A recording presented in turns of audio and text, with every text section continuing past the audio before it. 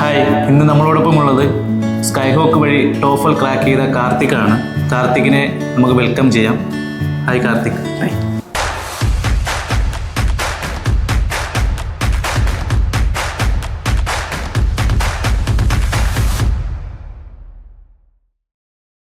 ക്ലാസ്സൊക്കെ എങ്ങനെ ഉണ്ടായിരുന്നു?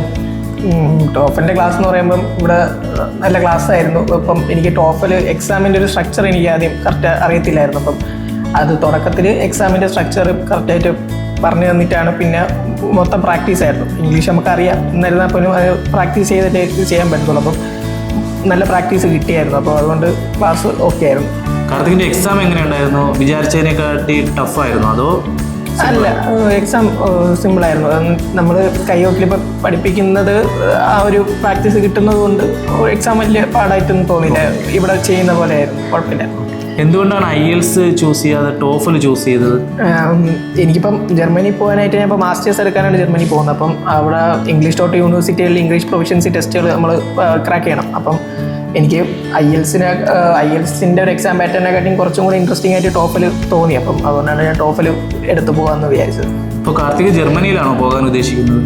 അങ്ങനെയാണെങ്കിൽ ജർമ്മൻ ലാംഗ്വേജ് പഠിക്കുന്നുണ്ടോ? അതെ, ഞാനിപ്പം ജർമ്മൻ ലാംഗ്വേജ് ഇപ്പം സ്കൈഹോക്കി തന്നെയാണ് ജർമ്മൻ പഠിക്കുന്നത്. എനിക്ക് ഞാൻ ഇംഗ്ലീഷ് ഡോട്ട് കോഴ്സാണെന്നുണ്ടെങ്കിലും ആ യൂണിവേഴ്സിറ്റിയിൽ ജർമ്മൻ ലാംഗ്വേജ് വേണം.